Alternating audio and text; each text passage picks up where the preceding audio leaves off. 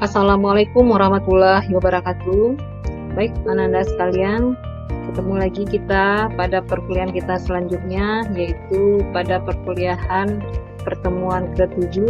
Nah, di sini kita akan membahas strategi layout. Nah, strategi layout ini bisa dikatakan sebagai strategi tata letak terhadap fasilitas dalam sebuah perusahaan. Baik, sebelum kita menjelaskan tentang strategi layout, mari kita melihat sebuah ilustrasi perusahaan global yaitu McD. Bagaimana mereka melakukan strategi layout terhadap perusahaannya. Nah, profil perusahaan global McD. Siapa yang tidak kenal dengan McD? Nah, di sini McD telah membuat inovasi utama dalam tata letak perusahaannya, di mana pada tahun 1950 McD telah menemukan suatu inovasi, yaitu bagaimana mereka mengelola tempat duduk di dalam ruangan, yaitu merupakan strategi tata letak dari segi fasilitas. Kemudian pada tahun 1970 McD juga melakukan suatu inovasi lagi, yaitu sebuah jendela drive-thru, di mana para pelanggan akan membeli McD ini melalui jendela drive-thru tanpa turun dari kendaraan. Pada tahun 1980 melakukan lagi inovasi, yaitu penambahan menu sarapan pada menu yang telah ada. Jadi mereka menambahkan bermacam-macam lagi menu yang ditawarkan kepada pelanggan. Pada tahun 1980 McD juga melakukan penambahan area bermain untuk para pelanggan yang membawa anak-anak dan keluarga. Nah, ini inovasinya yang ditambahkan pada tahun 1980. Kemudian pada tahun 1990 McD juga melakukan penataan ulang dapur secara radikal di seluruh outletnya. Nah, pada tahun 2004 dalam pemesanan makanan, yaitu kios swalayan atau disebut dengan self-service kios. Nah, pada inovasinya selanjutnya, yaitu pada tahun 2000-an itu juga melakukan inovasi terhadap tempat makannya terpisah menjadi 3 bagian, yaitu ada zona diam, ada zona ambil dan pergi, dan ada zona fleksibel. Zona diam diperuntukkan bagi para kaula muda-mudi yang akan duduk bersantai makan di McD, di mana difasilitasi dengan wifi dan juga difasilitasi juga dengan tempat duduk sofa. Jadi mereka akan menikmati hidangan McD sambil adanya fasilitas wifi dan juga duduk yang nyaman. Nah, kemudian ada lagi zona ambil dan pergi. Nah, ini diperuntukkan bagi pelanggan yang ingin menikmati makanan di McD yang berkumpul dengan para teman-teman sambil menonton pertandingan sepak bola, karena difasilitasi juga dengan televisi, dan tempat duduknya pun seperti tempat duduk di bar. Kursinya agak tinggi, kemudian mejanya seperti meja bar. Jadi bisa menikmati suasana makan yang menyenangkan sambil menonton televisi plasma. Nah, kemudian selanjutnya ada zona fleksibel. Nah, zona fleksibel ini diperuntukkan bagi para pelanggan yang membawa keluarga. Nah, ini di zona fleksibel ini difasilitasi dengan musik buat anak-anak dan juga ada area bermain, dan mereka bisa menikmati makanan ini sambil santai dan nyaman bersama keluarga mereka. Nah, itulah beberapa inovasi yang sudah dilakukan oleh McD dalam meningkatkan atau memaksimalkan kepuasan terhadap pelanggannya dari segi tata letak. Nah, selanjutnya kita masuk ke strategi. Apa yang dimaksud dengan strategi layout? Nah, pengertian dari strategi layout atau tata letak merupakan satu keputusan yang menentukan efisiensi sebuah operasi dalam jangka panjang. Banyak dampak strategis yang terjadi dari hasil keputusan tentang layout. Di antaranya adalah kapasitas, proses, fleksibilitas, biaya, kualitas lingkungan kerja, kontak dengan konsumen dan citra perusahaan. Layout yang efektif membantu perusahaan mencapai sebuah strategi yang menunjang strategi bisnis yang telah ditetapkan. Di antara diferensiasi, yaitu produk yang mereka ciptakan itu berbeda dengan produk orang lain. Kemudian dia bersaing dari segi biaya rendah, atau kita sebut kemarin itu dalam pertemuan kita strategi operasi, yaitu low cost leadership, maupun respon cepat, yaitu rapid response. Dalam semua kasus yang terjadi, layout seharusnya mempertimbangkan bagaimana cara mencapai yang pertama, pemanfaatan lebih tinggi atas ruang, fasilitas, dan tenaga kerja. Kemudian perbaikan aliran informasi, barang, atau tenaga kerja. Yang ketiga, meningkatkan moral kerja dan kondisi keamanan yang lebih baik. Kemudian meningkatkan interaksi perusahaan dengan konsumen. Yang kelima, peningkatan secara fleksibilitas. Dari waktu ke waktu, tentu desain layout perlu dipertimbangkan sebagai sesuatu yang dinamis dan punya fleksibilitas.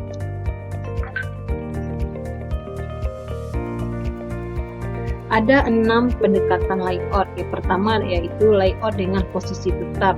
Biasanya untuk proyek besar yang memerlukan tempat luas seperti pembuatan jalan layang maupun gedung. Yang kedua, layout berorientasi pada proses. Untuk produksi dengan volume rendah dan variasi tinggi disebut juga dengan job shop. Yang ketiga, layout perkantoran. Bagaimana menempatkan tenaga kerja, peralatan kantor, dan ruangan kantor yang melancarkan aliran informasi. Yang keempat, retail layout, yaitu penempatan rak dan pemberian tanggapan atas perilaku konsumen. Yang kelima, layout gudang, yaitu mengefisienkan ruang penyimpanan dan sistem penanganan bahan dengan memperhatikan kelebihan dan kekurangan. Kemudian layout berorientasi produk, yaitu pemanfaatan tenaga kerja, mesin yang terbaik dalam produksi yang kontinu atau berulang. Agar dapat menetapkan layout yang efektif, maka perlu menetapkan beberapa hal, diantaranya adalah adanya peralatan penanganan bahan, kemudian kapasitas dan persyaratan luas ruangan. Ketiga, lingkungan hidup dan estetika. Yang keempat, aliran informasi. Yang kelima, biaya perpindahan antar wilayah kerja yang berbeda.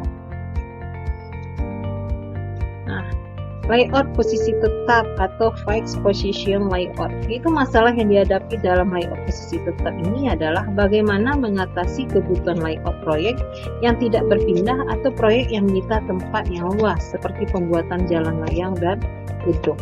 Teknik untuk mengatasi layout posisi tetap tidak dikembangkan dengan baik dan kerumitannya bertambah yang disebabkan oleh 3 faktor, yaitu yang pertama, tempatnya yang terbatas pada semua lokasi produksi. Yang kedua, setiap tahapan berbeda pada proses produksi dan kebutuhan bahan sehingga banyak hal yang menjadi penting sejalan dengan perkembangan proyek. Yang ketiga, volume bahan yang dibutuhkan sangat dinamis. Karena permasalahan pada layout posisi tetap sulit diselesaikan pada lokasi, maka strategi alternatif yang ada adalah untuk melengkapi proyek, ada hal-hal yang dikerjakan di luar lokasi. Misalnya pada proyek pembuatan jalan layang, maka pembuatan konstruksi besi dilakukan di luar lokasi, setelah jadi tinggal melakukan penanamannya di lokasi proyek. Kemudian layout orientasi proses atau process oriented layout adalah sebuah layout yang berkaitan dengan proses produksi yang bervolume rendah dan bervariasi tinggi. Layout jenis ini merupakan cara tradisional untuk mendukung strategi diferensiasi produk. Layout jenis ini adalah yang paling tepat untuk pembuatan produk yang melayani konsumen dengan kebutuhan yang berbeda-beda. Pada proses yang disebut dengan job shop, setiap produk dalam kelompok kecil melalui urutan operasi yang berbeda. Tiap produk atau pesanan yang sedikit diproduksi dengan memindahkannya dari satu departemen ke departemen lain dalam urutan yang tertentu dari tiap produk. Contoh yang tepat adalah pada rumah sakit atau klinik. Kelebihan utama dari layout ini adalah adanya fleksibilitas peralatan dan penugasan tenaga kerja. Sehingga dengan demikian, apabila terjadi permasalahan pada suatu mesin, pekerjaan tidak perlu berhenti dan dapat dialihkan pada mesin lain atau departemen yang sama. Layout ini juga sangat baik diterapkan pada produksi komponen dalam batch kecil atau disebut dengan job lot. dan untuk produksi komponen dalam ukuran dan bentuk yang berbeda. Kelemahan layout ini ada pada peralatan yang biasanya memiliki kegunaan umum. Waktu produksi jadi lama karena butuh waktu lama untuk berpindah dalam sistem karena sulitnya penjadwalan, perubahan penyetelan mesin, keunikan penanganan bahan. Membutuhkan operator yang terampil dan persediaan barang setengah jadi menjadi lebih tinggi karena ketidakseimbangan proses produksi. Pada akhirnya kebutuhan modal akan semakin banyak. Lanjut kita kepada layout perkantoran atau disebut dengan office layout. Hal yang membedakan antara layout kantor dan pabrik adalah pada kepentingan informasi. Namun demikian, pada beberapa lingkungan kantor, produksi sangat tergantung pada aliran bahan. Cara penyelesaian layout kantor adalah menggunakan analisa diagram hubungan atau relationship chart, seperti yang dicontohkan di bawah ini. Nah, ini adalah contoh suatu kantor memiliki 9 ruangan, yaitu pertama ada ruangan direktur, ada ruangan direktur teknologi, ada ruang para insinyur, ruangan sekretaris, pintu masuk kantor, pusat arsip, lemari peralatan, peralatan fotokopi, dan gudang.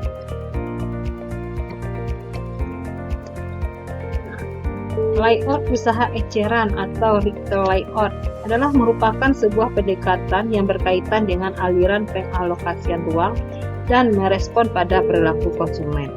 Layout ini didasarkan pada ide bahwa penjualan dan keuntungan itu bervariasi kepada produk yang menarik perhatian konsumen, sehingga banyak manajer retail mencoba untuk mempertontonkan produk kepada konsumen sebanyak mungkin. Tujuan utama dari layout ini adalah memaksimalkan keuntungan luas lantai per kaki persegi. Di samping itu, ada juga konsep yang masih diperdebatkan, yaitu biaya slotting atau slotting fees, yaitu biaya yang dibayar produsen untuk menempatkan produk mereka pada rak di rantai retail atau supermarket. Di samping itu, ada juga pertimbangan-pertimbangan lain yang disebut dengan service CapEx, yang terdiri dari 3 elemen, yaitu kondisi yang berkenaan dengan lingkungan, pencahayaan, aroma, suara, dan temperatur dalam ruangan toko. Yang kedua, tata letak yang luas dan mempunyai fungsi pengelompokan produk, keteraturan antara rak-rak penempatan produk.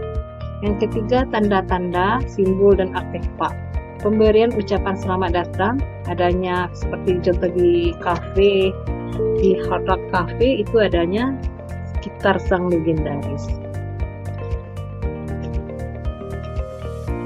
Nah, ada 5 ide yang dapat dimanfaatkan dalam pengaturan toko, yaitu yang pertama, gunakan lokasi yang strategis untuk produk yang menarik dan mempunyai nilai keuntungan besar seperti kosmetika, aksesoris. Yang kedua, distribusikan produk kuat itu yang menjadi alasan utama para pengunjung berbelanja pada kedua sisi lorong dan letakkan secara tersebar untuk bisa dilihat lebih banyak konsumen. Yang ketiga, tempatkan barang-barang yang sering dibeli di sekitar batas luar toko. Kemudian gunakan lokasi ujung lorong karena memiliki tingkat pertontonan yang tinggi. Selanjutnya, sampaikan misi toko dengan memilih posisi yang menjadi perhatian pertama bagi konsumen. Nah, sekarang layout gudang. Layout gudang merupakan sebuah desain yang mencoba meminimalkan biaya total dengan mencapai paduan yang terbaik antara luas ruang dan penanganan bahan. Manajemen bertugas memaksimalkan tiap unit luas gudang, yaitu memanfaatkan volume sepenuhnya sambil mempertahankan biaya penanganan bahan yang rendah. Yang mana biaya penanganan bahan adalah biaya-biaya yang berkaitan dengan transportasi barang yang masuk, penyimpanan, dan bahan keluar. Dan ini meliputi peralatan, tenaga kerja, bahan, biaya pengawasan, asuransi, dan penyusutan.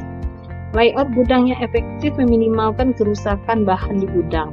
Manajemen gudang yang modern merupakan suatu prosedur yang otomatis yang menggunakan ASRS atau Automated Storage Retrieval System. Ada 3 konsep yang dikenal dalam layout gudang, yaitu cross-docking, random stocking, dan customizing. Nah, apa itu cross-docking dan apa itu random stocking dan apa itu customizing?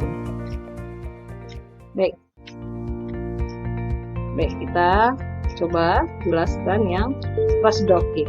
Cross-docking ini adalah cara menghindari penempatan bahan atau pasokan dalam gudang dengan cara memproses secara langsung di saat diterima. Hal ini dilakukan untuk menghindari aktivitas penerimaan secara formal, penghitungan stok atau penyimpanan, dan pemilihan pesanan sehingga terjadi penghematan biaya. Nah, cross-docking yang baik membutuhkan yaitu penjadwalan yang ketat. Kemudian pengiriman yang diterima memiliki identifikasi produk yang akurat dengan kode garis. Yang kedua yaitu random stocking, yaitu digunakan di gudang untuk menempatkan persediaan di mana terdapat lokasi yang terbuka.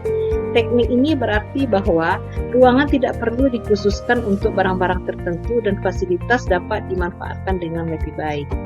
Sistem ini jika terkomputerisasi maka akan meliputi tugas-tugas, yaitu membuat daftar lokasi yang terbuka, membuat catatan persediaan sekarang secara akurat dan juga lokasinya, kemudian mengurutkan barang-barang dalam urutan tertentu untuk meminimalkan waktu perjalanan yang dibutuhkan untuk menjemput pesanan. Kemudian memadukan pesanan untuk mengurangi waktu penjemputan, kemudian menugaskan barang atau sekumpulan barang tertentu pada wilayah gudang yang tertentu sehingga jarak tempuh total dalam gudang dapat diminimalkan. Nah, begitu juga dengan customizing. Itu merupakan penggunaan gudang untuk menambahkan nilai produk melalui modifikasi, perbaikan, pelabelan, dan pengepakan. Cara ini biasanya berguna untuk menghasilkan keunggulan bersaing dalam pasar di mana terdapat perubahan produk yang sangat cepat. Cara ini sudah banyak dilakukan oleh perusahaan dengan penyediaan label pada usaha eceran sehingga barang dapat langsung dipajang. Nah, layout orientasi produk atau produk orientasi layout. Layout ini disusun di sekeliling produk atau keluarga produk yang sama yang memiliki volume tinggi dan variasi rendah, produksi yang berulang dan kontinu. Asumsi yang digunakan adalah yang pertama, volume yang ada mencukupi untuk pemanfaatan peralatan yang tinggi. Yang kedua, permintaan produk stabil. Yang ketiga, produk distandarisasi atau mendekati fase siklus hidupnya. Yang keempat, pasokan bahan baku dan komponen mencukupi dengan kualitas standar. Nah, dalam layout ini ada dua jenis, yaitu lini fabrikasi dan lini perakitan. Nah, ini adalah sebuah contoh perusahaan, yaitu mempunyai 6 departemen yang masing-masing ditempatkan pada ukuran ruang yang sama dengan luas gedung sebesar 24 x 12 meter persegi, sehingga ukuran ruang masing-masing 8 x 6 meter persegi. Gunakan konsep minimize cost untuk layout berorientasi proses apabila matriks aliran prosesnya adalah sebagai berikut. Nah, ini ada departemen A, departemen B, departemen C, departemen D, departemen E, dan departemen F. Nah, di sini masing-masingnya dia akan melakukan pemindahan. Biaya pemindahan untuk ruangan yang berdekatan sebesar Rp1.000, sedangkan yang tidak berdekatan sebesar Rp2.000. Nah, di sini apabila layout adalah sebagai berikut.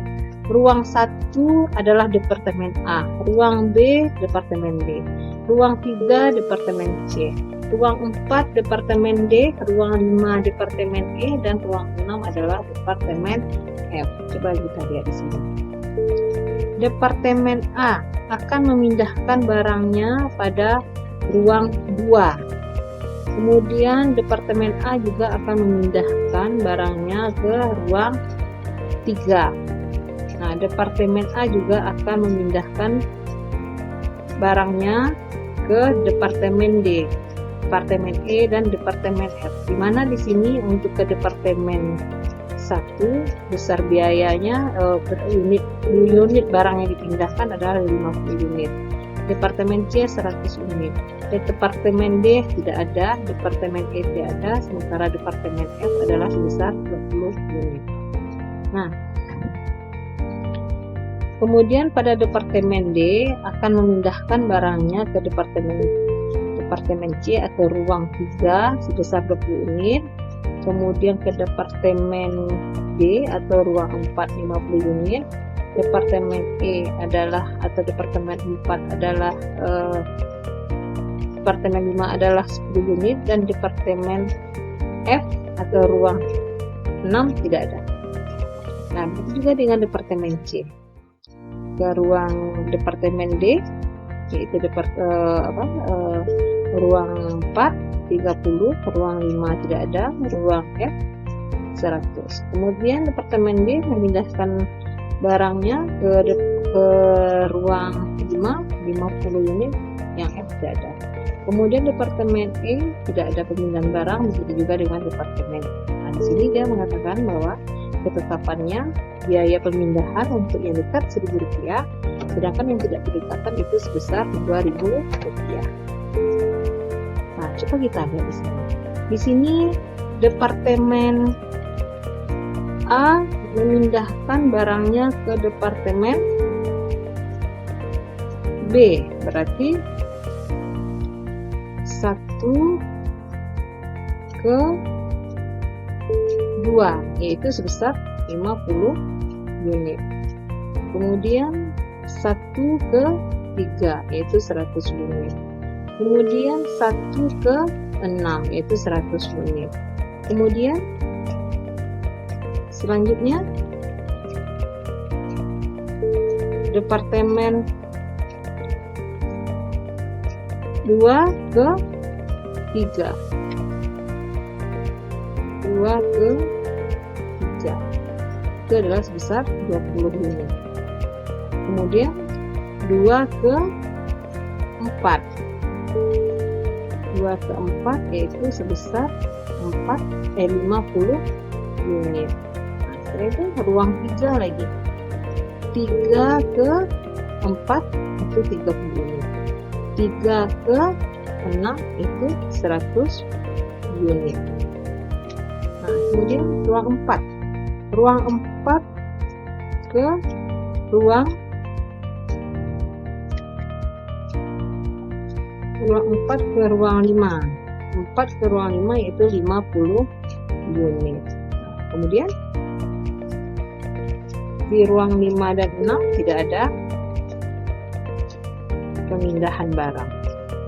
Nah, ini dia. Jadi kalau bisa dilihat di sini biaya, kalau yang dekat itu dikenakan biaya pemindahan sebesar Rp1.000, kalau jauh maka dikenakan biaya sebesar Rp2.000.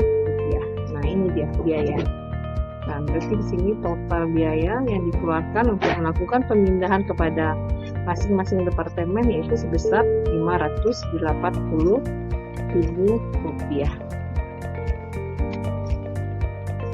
Oke, di sini untuk strategi lokasi, semoga Ananda bisa paham dan silahkan untuk mengulang lagi atau membaca buku panduan untuk lebih jelas.